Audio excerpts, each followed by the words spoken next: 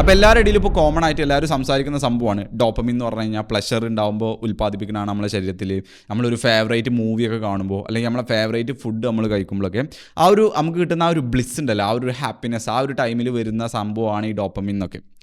It is true but not entirely. Dopamine എന്ന് പറയുന്നത് നമുക്ക് റിവാർഡ് കിട്ടുമ്പോൾ മറ്റു ന്യൂറോ കെമിക്കൽസിനോടൊപ്പം ഉൽപ്പാദിപ്പിക്കുന്നതേ ഉള്ളൂ. അല്ലാതെ ഡോപ്പമിൻ അല്ല എൻറ്റയർലി ദ റിവാർഡ് തരുന്നത്. The main function of dopamine is motivation, craving, അതേപോലെ ഡ്രൈവ്.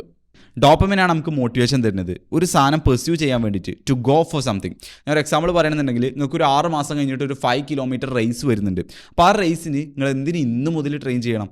6 മാസം കഴിഞ്ഞിട്ടാണ് ആ റേസ് വരുന്നത്. Then how you have the motivation right now to train? It's dopamine. നിങ്ങൾക്കിപ്പോൾ സ്കൂളിലോ അല്ലെങ്കിൽ കോളേജിലോ ഒരു ട്രിപ്പ് വരുന്നുണ്ടെന്ന് വിചാരിക്കാം.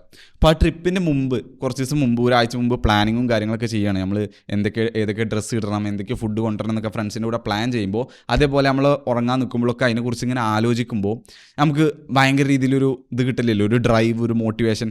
എന്നാൽ അത് ആ ടൂറ് പോകുമ്പോൾ ചിലപ്പോൾ അത്രയും ഹാപ്പിനെസ് അല്ലെങ്കിൽ അത്രയും ആ ഒരു ഹൈനെസ് നമുക്ക് കിട്ടിയിട്ടുണ്ടാവില്ല. ഇതിനൊക്കെ കാരണം ഡോപ്പമിനാണ്. മനസ്സിലാക്കുക, ഡോപ്പമിൻ എന്ന് പറഞ്ഞാൽ ജസ്റ്റ് റിവാർഡല്ല. ഒരു സംഭവം നമ്മൾ അച്ചീവ് ചെയ്യാൻ വേണ്ടിയിട്ട് നമ്മളതിന് എന്തെങ്കിലും എഫേർട്ട് ഇടണം എന്നുണ്ടെങ്കിൽ, നമ്മളിപ്പോൾ ഒരു ഗ്ലാസ്സിൽ വെള്ളം കൊടുന്ന് വെച്ചു, ആ വെള്ളം കുടിക്കാൻ വേണ്ടിയിട്ട് നമ്മളവിടെ പോയി അത് എടുക്കണം എന്നുണ്ടെങ്കിൽ നമ്മുടെ ഉള്ളിൽ ഒരു മോട്ടിവേഷൻ ഉണ്ടാവണം. ആ മോട്ടിവേഷൻ തരുന്നത് ഡോപ്പമിനാണ്.